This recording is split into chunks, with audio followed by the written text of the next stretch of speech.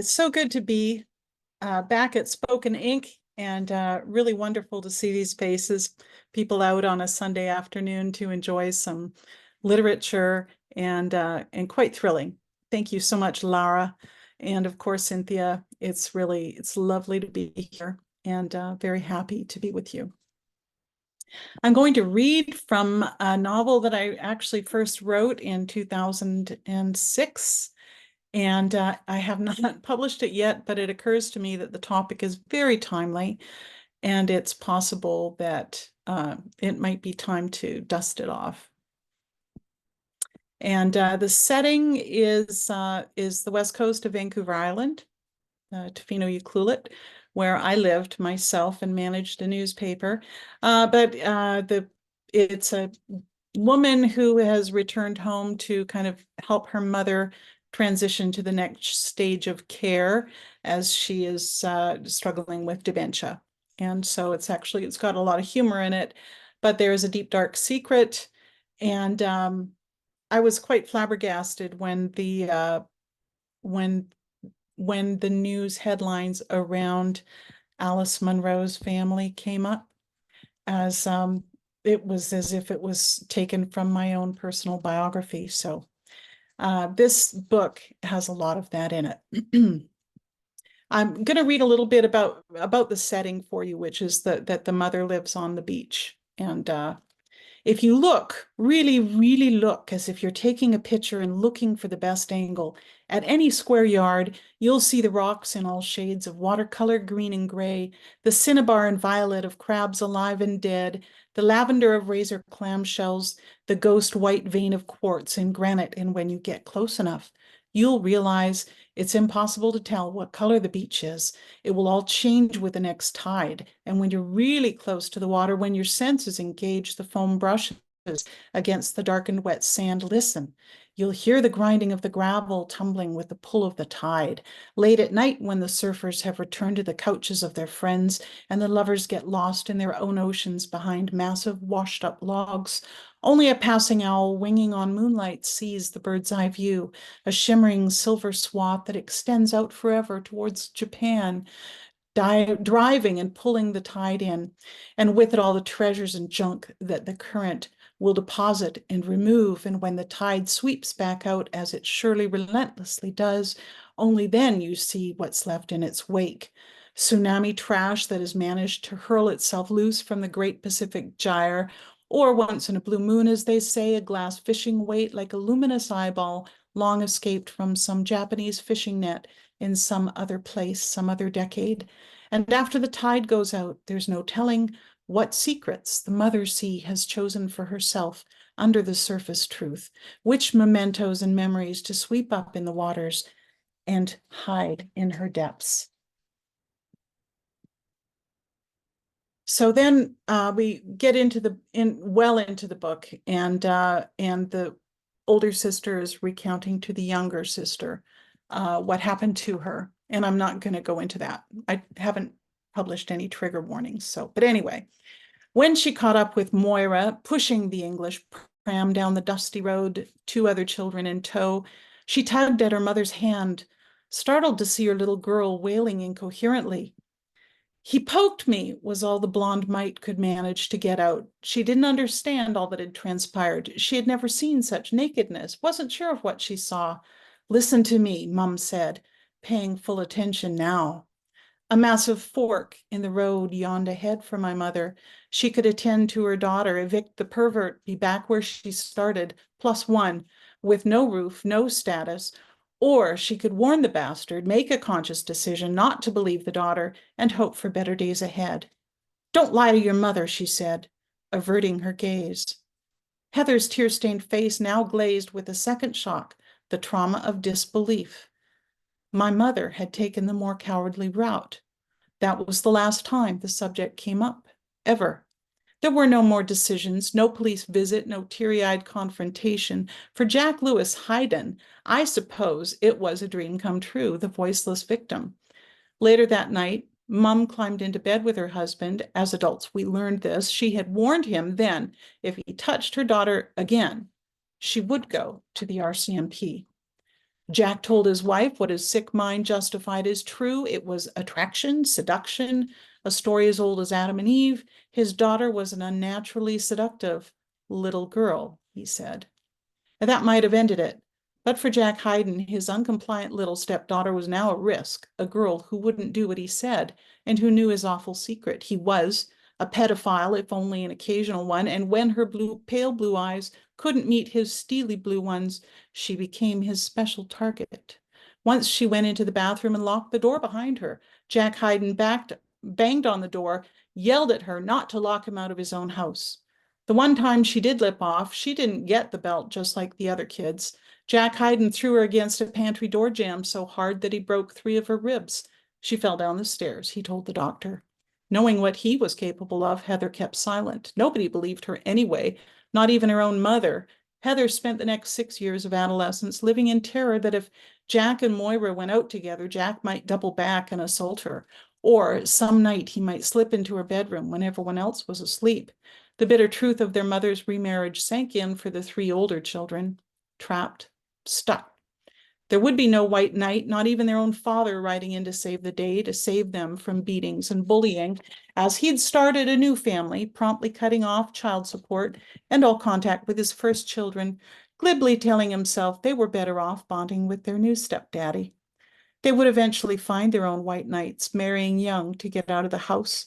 In a peculiar twist of memory, each would later recall they were the savior who single-handedly defended the others against Jack's bullying. At the tender age of 13, Heather had her first go-out date. It was a double, and while she got a sedate kiss, her friend made out much further in the back seat. Heather's sweater had little pearl buttons on the back that would frequently slip open. When she came in before curfew, she didn't know it gaped. Her stepfather grabbed her arm when he saw this, yanking her into the master bedroom. "See, I told you she was a slut," he crowed to my mother. The next day, Mum sat her down in the living room and gave her a cool, level look. "Has Jack Hayden been after you again?" she wanted to know.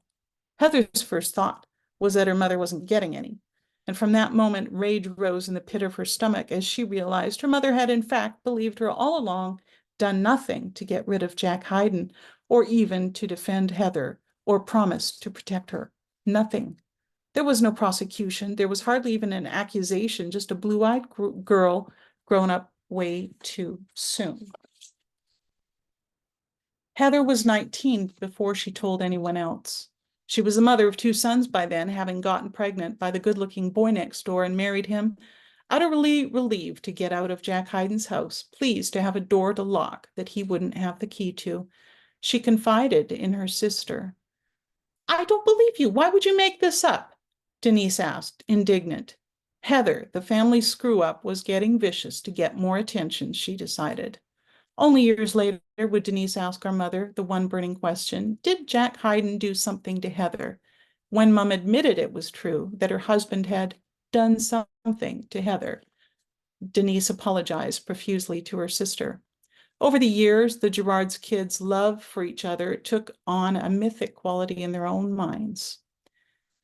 Each of the 3 Gerard siblings recalled being the one who stuck up for the others in the face of Jack Hayden's masochistic rage.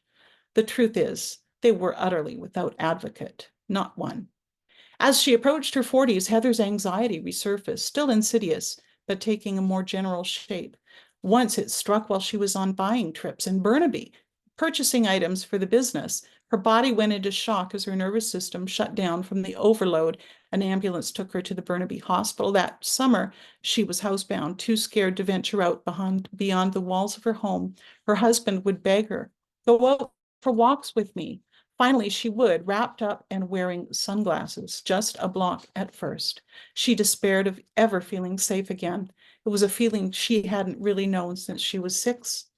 And one day she was watching a rerun of a talk queen, Oprah Winfrey.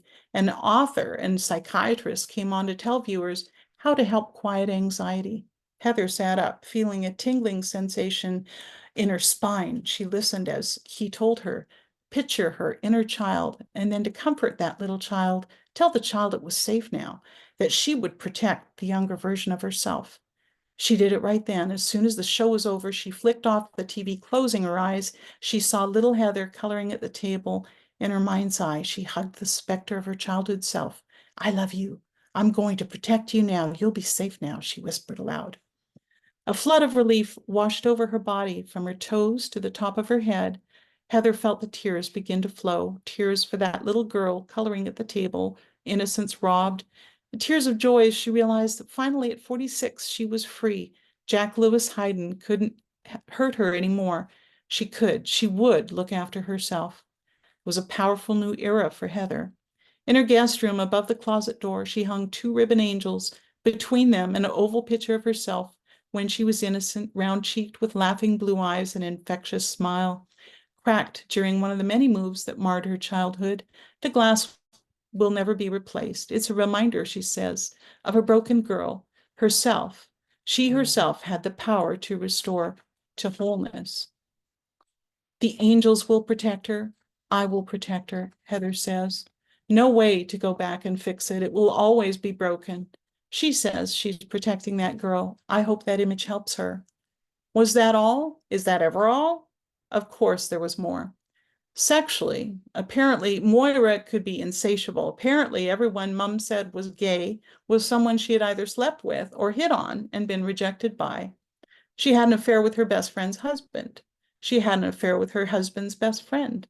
And then one day, when her son-in-law was home and all the rest of the family was out, Moira asked Heather's husband, Mick, if he had some magazines around the house. Yes, he did. He did. He rustled around and fetched a handful, mostly Family Circle and Red Book, Heather's favorites. I got your magazines, he said, knocking at the door. Come in, she said languidly. He was shocked to find his mother-in-law naked, draped seductively over the guest room bed like Potiphar's wife. Her body was still athletic and still trim. Eerily, she was built like her daughter, his wife. Eek. Magazines, he managed to stutter out, averting his eyes and beating a hasty retreat. For my second selection, I'm going to read a piece that comes from Family Truth. It comes from my book, Tweets from the Trenches, which is about World War I, has some of my family stories in it, as well as hundreds of small other accounts. And this was the precursor to my book, Heard Amid the Guns, which was published in 2020, just as the pandemic hit by Heritage House. So anyway, this is called PTSD, Grandma's Story, Hell, the Conquering Hero. When you start walking out with a boy, you never imagine him shooting your dog, wooed by his intensity, his deep-set blue eyes, haunted, somehow vulnerable and vivid. Someone looks at you at that intently, positively cross-eyed with attention.